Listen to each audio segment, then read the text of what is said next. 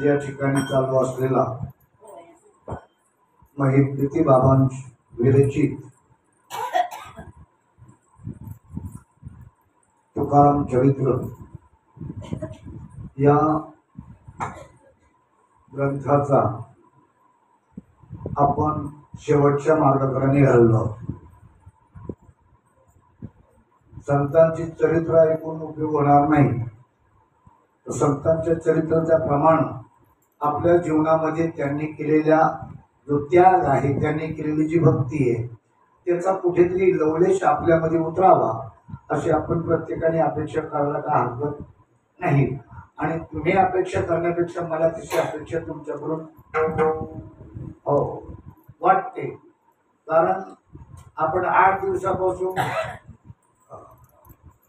तुमचे कान ऐकता ऐकता थकले असतील. माझा आवाज सतत बसलेलाच आहे. या दोघांचा काही उपयोग झाला पाहिजे. कारण ज्या कारणाने आपण संतांचं चरित्र ऐकतो, ज्या कारणाने आपण तुम्ही ऐकाले कान माझ्या विठोबाचे, उद्या त्या कानाचा उपयोग दुसऱ्या कामासाठी होता कामा. कळतं ना माझी भाषा?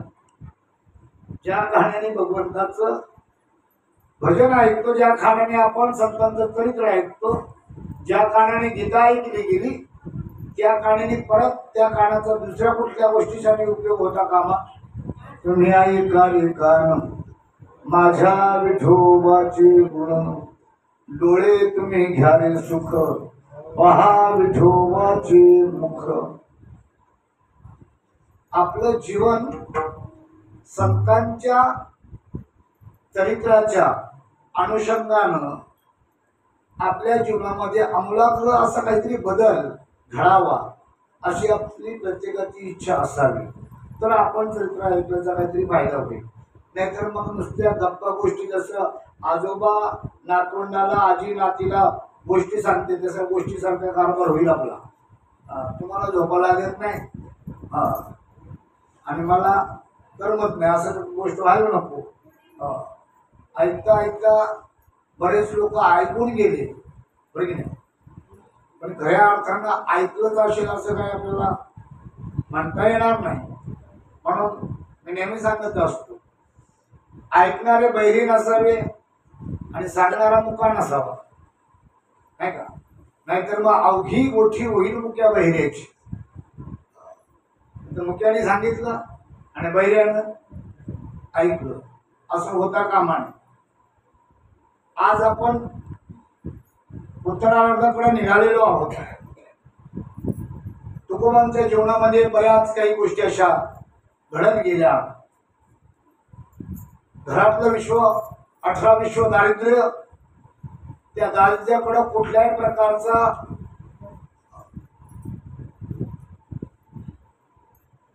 त्या दारिद्र्याचा विचार आपल्या जीवनामध्ये भक्ती मार्गामध्ये कधी केला नाही. भक्ती मार्गामध्ये संसाराचा विचार न करता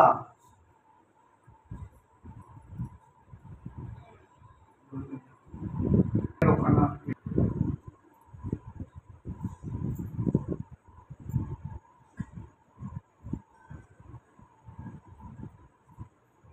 तुकोबांच्या जीवनामध्ये बरेच काही प्रसंग लोकांच्या मध्ये फिरत असताना, कीर्तन प्रवचन करत असताना घडले. काही लोकांच्या घरी जेवण करण्याचा विषय आला, जेवायला जायचं. जेवताना त्यांनी कधी पाहिलं नाही कोण काय जेवण देतं, कोण काय खायला देतं, विचार डोक्यात नव्हता. एका बाईने जेवायला बोलवलं. तिचा नवरा बाबांची कीर्तनं ऐकायला जायचं, तुकाराम बाबांची कीर्तनं ऐकायला जायचं, त्याच्यामध्ये तो गुंतून गेला आणि मग सतत तुकाराम बाबांच्या कीर्तनाला जायचं. बऱ्याच बायांना आपला नवरा कीर्तनाला गेलेला आवडत नाही,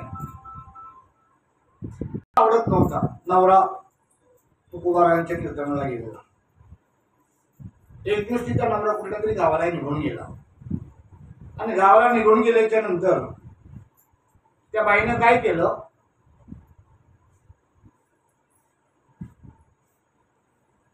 तुकोबाराने जेवायला बोलवलं.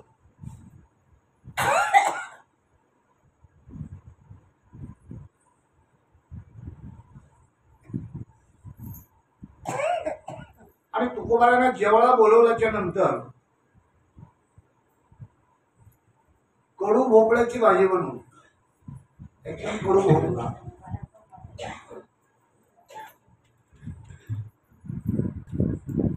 कडू भोपळ्याची भाजी बनवली. तुकोबारांना बोलवलं आणि विनंती करून जेवायला लावलं. आमच्या घरी जेवा. ज्यानं रसना जिंकलेली आहे त्याला कोणाच्या घरी आपण काय खातो याच्याशी काही घेणं देणं नाही. तुकोबारांचा खाण्याचा विषय सांगतो तुम्हाला. तुकोबारांच्या घरी एकदा त्यांचा मेवणा पाहुणा आला होता.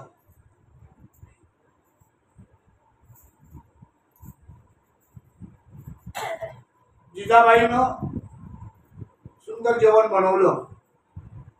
भावाला जेवण चांगलं बनवलं जातं है ना. भाऊ आला का जेवण चांगलंच बनवते बाई. भावासाठी चांगलं जेवण बनवलं, रुचकर जेवण बनवलं आणि जेवायला बसले. तुकोबारा इकडे जेवायला बसले, जिजाबाईंचा भाऊ इकडे जेवायला बसलाय. तुकोबारा म्हटलं तोंडात टाकत टाकत चाललंय खाणं एकदम टनाटन फटाफट. वेळच नाही लावलं त्यांनी जेवायला.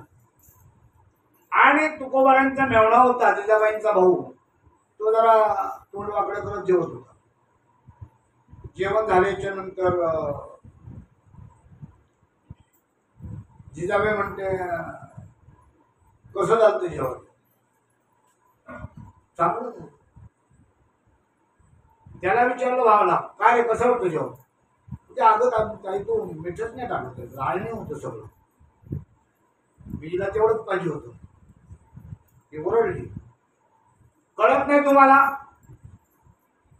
माझा भाऊ जेवत नव्हता तरी पण पाहत होते काय जेवत नाही. तुम्हाला सांगता येत नाही काळणी येते. त्यावेळेला तुकोबारांचे शब्द आहेत.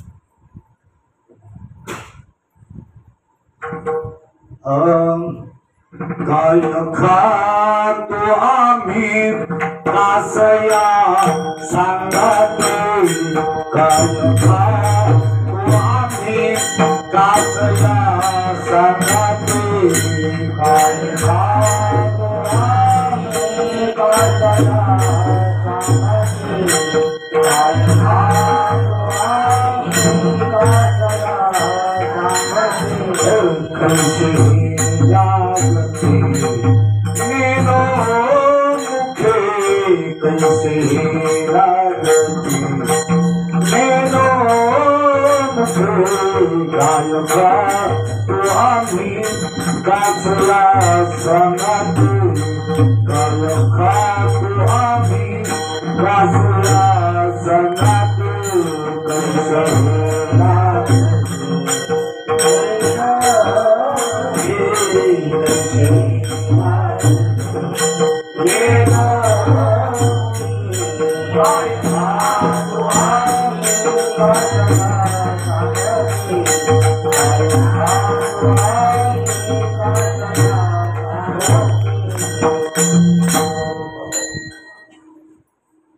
आम्ही काय कशाबरोबर खातो.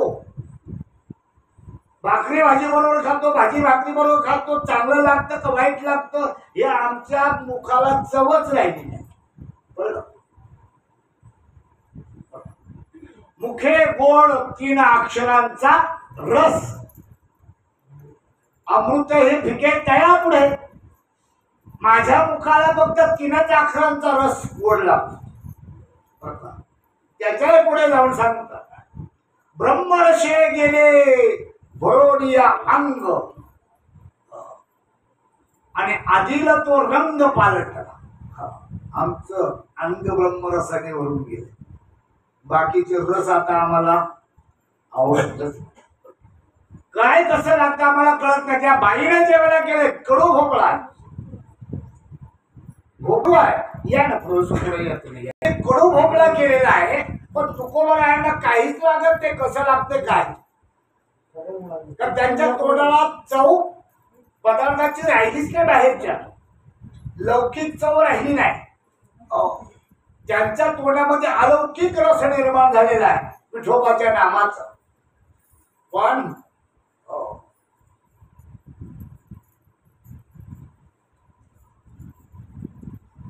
एवढी कडू झालेली भाजी तुकोबा जेवण बाहेर निघाले. पण देवाला कळतं ना, देवाला कळतं ना का नाही कळत? देवाला सगळं कळतं. देवाला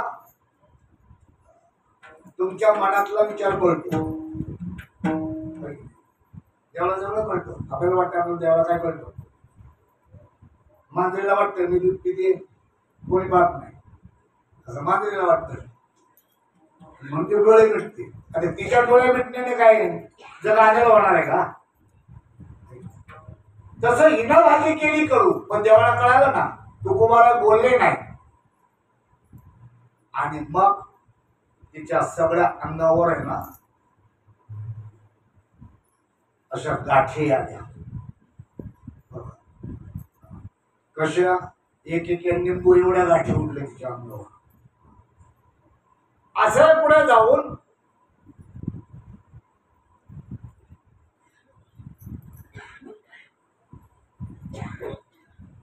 तुकोबाने असंच एकाने जेवायला बोलवलं. आता घरी जेवायला बोलवल्याच्या नंतर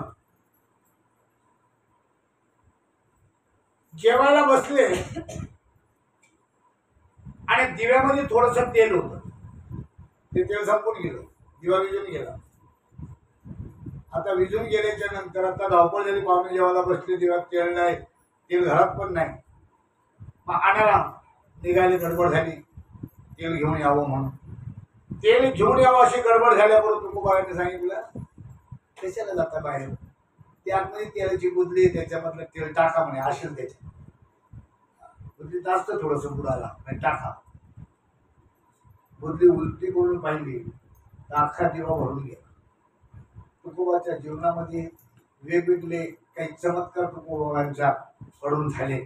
त्याचं कारण बरं का, तुकोबारायांची भगवंतावर असलेली निष्ठा आणि तुकोबारायांनी जे बोलावं ते भगवंतांनी पुरवावं. खऱ्या अर्थाने भक्तांनी जे बोलावं तो भगवंत पुरवतो. जे जे इच्छा करी प्राणी ते ते पूर्वी चक्र प्राणी.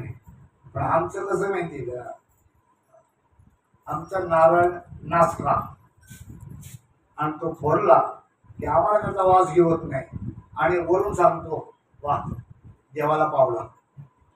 नाचका नारळ देवाला पावतो नाही,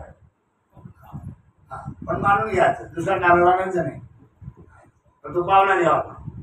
असं देवाला काय पावायचं होत नसतं.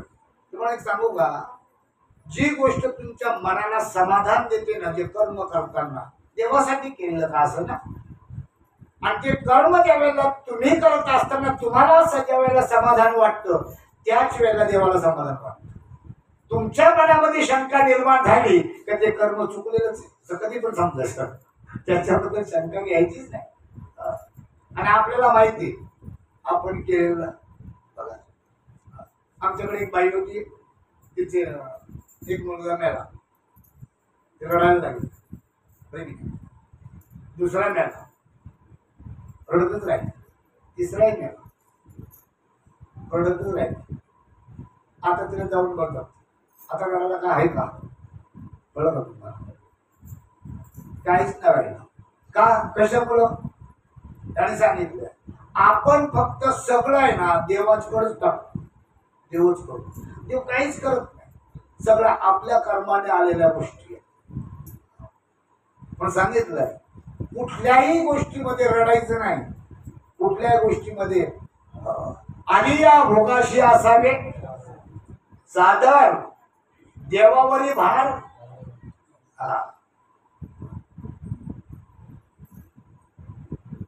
खऱ्या अर्थाने भक्ताला सांगितलं होतं,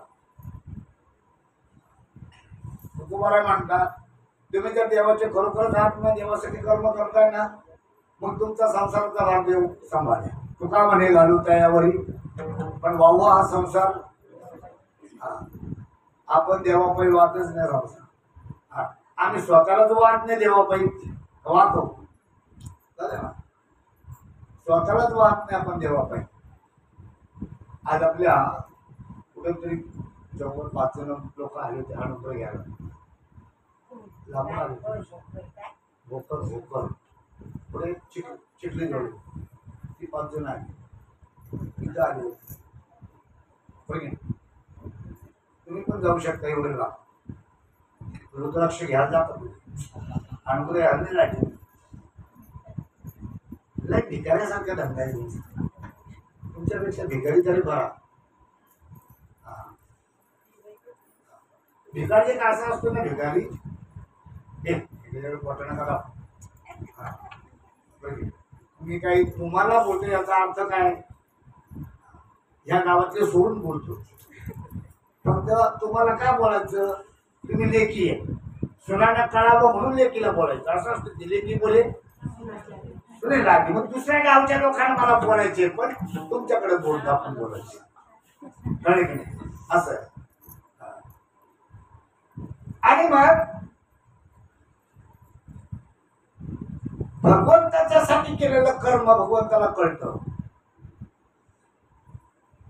त्या बुद्धीमध्ये तेल निर्माण झालं कारण भगवंतानं पाहिलं तुकोबाच्या रूपानं भगवंत पुरोहित होता सगळं.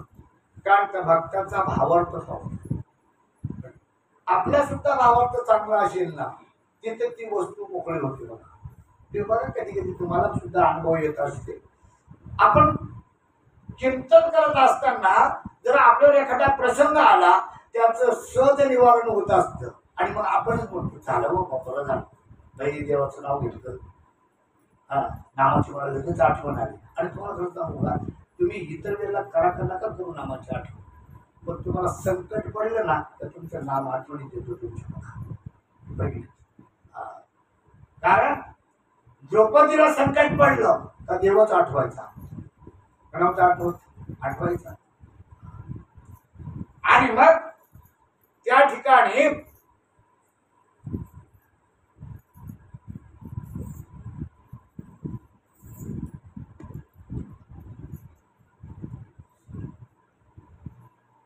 त्या बुधवीमध्ये तेल निर्माण झालं. अशा बऱ्याच काही घटना माझ्या तुकोबारायांच्या जीवनामध्ये घडल्या. आणि जिथे जिथे तुकोबाराय जायचे त्या त्या ठिकाणी माझ्या तुकोबारायांच्याकडून प्रत्येकाला वेगवेगळी अनुभूती यायला लागलेली आहे. आणि त्या ठिकाणी एक जण तुकोबारायांच्या कीर्तनामध्ये रोज यायचा. त्याचा मुलगा आजारी पडला होता एखादा. किती आजारी पडला की त्याचा रोग बराच होत नव्हता. शेवटच्या घटकामध्ये तो त्याचा पोरग. त्याने बघितलं आता किती दिवस पाहू याला कधीतरी हा जाणारच आता 5 दिवस जाऊ देच कीर्तनाला मला. आणि तो कीर्तनाला गेला कोबारायचा. कीर्तनात गेल्याच्या नंतर त्या ठिकाणी इकडं पोराचं जास्त दुखायला लागलं आणि घरामध्ये पोरग पळून गेलं आईच्या जवळ. आई बाजूला बसलेली आहे मुलाच्या. मग मूल मरून गेल्याच्या नंतर मुलाला तसंच त्या बाईने उचललं. बरं की नाही राग त्याच्या बापावर होता. मुलगा घरात मरणासन्न अवस्थेमध्ये असताना हा माणूस कीर्तनाला गेलाय. किती राग येतो ना माहिती येतो की नाही. आपल्या घरामध्ये काही असं त्रासदायक काम असलं आपला नवरा जर गेला त्रास होतो ना आपल्याला. एक तर त्या कीर्तनकार बुवाचा घोड घ्यावा नरडीचा नाहीतर याला तरी हाणावं धरून असा दोन्हीपैकी एक गोष्ट तरी मनात येते. आणि त्या बाईने तसंच ते पोरग उचललं मेलेलं आणि नेऊन कीर्तनामध्ये ठेवलं आणि बसले गप्प. त्या मुलाचा बाप बघतोय टकमका त्या मुलाकडं आणि त्याला पक्का माहिती मेले म्हणून. आता मेले असं बघितल्याच्या नंतर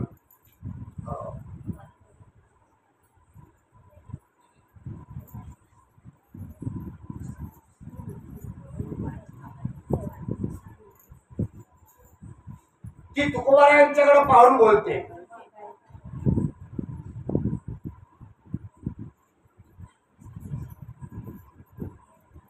महाराज तुम्ही पोरगा मेलेला आणलंय तुमच्या कीर्तनात, हा जर जिवंत झाला तर तुम्ही खरे कीर्तनकार, नाहीतर मग खोटे दांभिक आहेत तुम्ही. कारण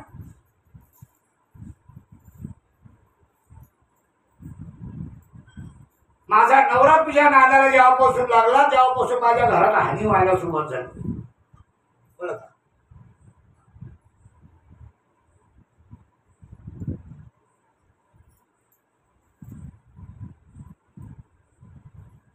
एक गाव आहे आपला महाराष्ट्रामध्ये, त्या ठिकाणी मी एका व्यक्तीला अनुग्रह आपल्या बाबांच्याकडून झाला. तो माणूस चांगला चिंतन करायचा, लाय गोड चिंतन करायचं.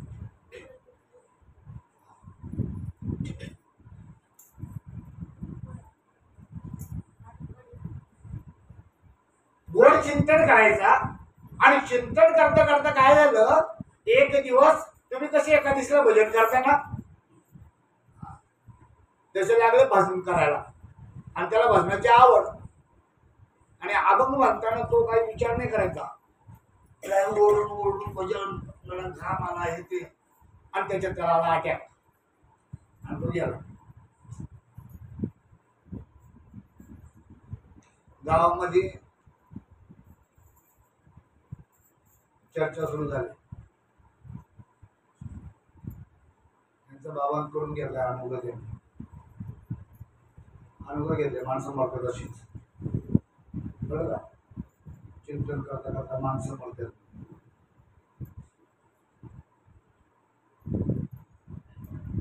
बाबा निरोप आला. बाबाने बघितलं आपण जर तिथे गेलो नाही तर उद्या ती लोक त्या पंचक्रोशीमध्ये असं होईल, त्याने अनुग्रह दिल्यामुळे तो माणूस मेला. लोक अनुग्रह द्यायचे. बाबांनी म्हटलं आज काय होतं, आपल्यालाच काय होईल. गेले बाबा आपले तिथं गेले आणि विचारलं काय झालं. तर जे लोक बोलत होते ना त्यांचा अनुभव घेतले उन्हाळ्याला, तेच लोक बाबाजवळ पुढे आले. बाबा नाही हो, सब भजन करतात अटॅक आला त्या माणसाला.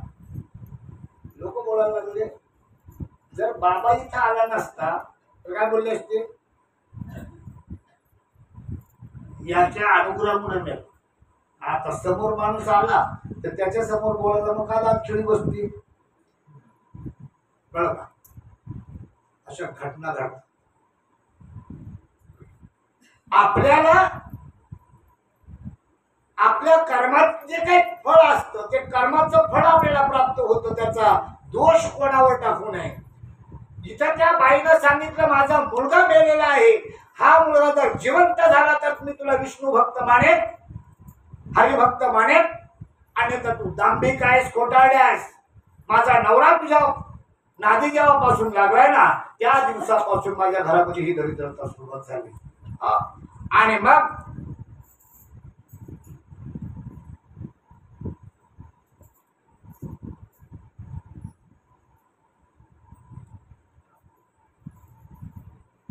सगळ्यांनी पाहिल्याशी गप्प बसले, सगळे शांत एकदम.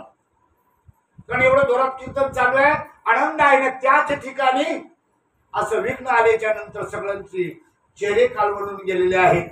जसं चांगलं अन्न बनवून आणलेलं आहे आणि त्याच्यामध्ये येऊन कोणीतरी विष काळवावं, त्या पद्धतीने त्या ठिकाणची स्थिती झालेली आहे. हो, आणि असं सगळ्यांनी पाहिल्याच्या नंतर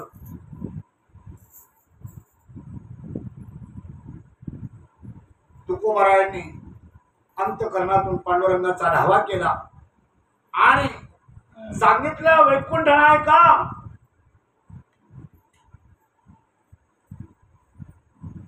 पंढरीनाथा विठ्ठला, जे विघ्न आले त्याचं काहीतरी निवारण करावं.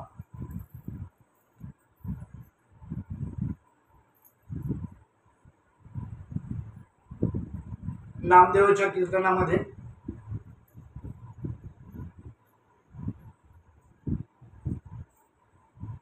बादशाने येऊन गाय कापली होती माहिती आहे तुम्हाला?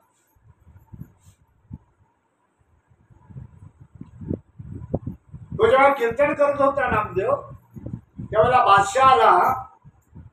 त्यावेळेला हिंदू धर्मावर बंदी होती आणि त्याच वेळेला हे कीर्तन करत होते नामदेवराय. त्यावेळेला मुसलमानांचं राज्य होतं आपल्यावर. त्या बादशाने येऊन सांगितलं, तुझा विठ्ठल काय करतो, हाय का विठ्ठल, कसा विठ्ठल तुझा मला पाहायचे.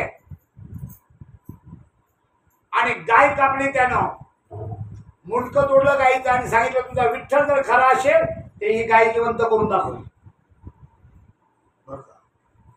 किती वेळात करशील? नामदेवराय म्हणतात 3 दिवस. किती वाटले? 3 दिवस. आपला तसंच आहे आपला भाव चांगला, पण अजून मनामध्ये थोडासा डर आहे ना. तसा नामदेवाची भक्ती पॉवरफुल होती, पण अशी गाय कापलेली परत देव जिवंत करणे याची अजून काही गॅरंटी नव्हती त्याला. फक्त 3 दिवस. मग 3 दिवस भजन चालू झालं. 3 दिवस भजन चालू झालं आणि येऊन देवाने गाय उठवली. नामा म्हणे, देवा उशीर का केला? देवा का उशीर केला हो तुम्ही? म्हणे तू 3 दिवस सांगितले म्हणून. तू बोलला असतं का लगेच येतं, लगेच आलो असतो. आपलं तसंच आहे, आपण वेळ बाबून घेतो. आपण सगळे नवसाचेच आहेत. म्हणून त्याला म्हणतात हौशे, गौशे आणि नवशे. आपण 900 आहेत. हौशे म्हणावं तर आपल्याला हौश कमी आहे. गौशे म्हणावं तर आपण त्या शोधाशोध जास्त करत नाही. आपण 900 जास्त. आणि मग त्या ठिकाणी गाय उठवली. तुकोबारायांनी तो दाखला दिला. नामदेवासाठी धावलास ना, मग माझ्यासाठी काहीतरी कर.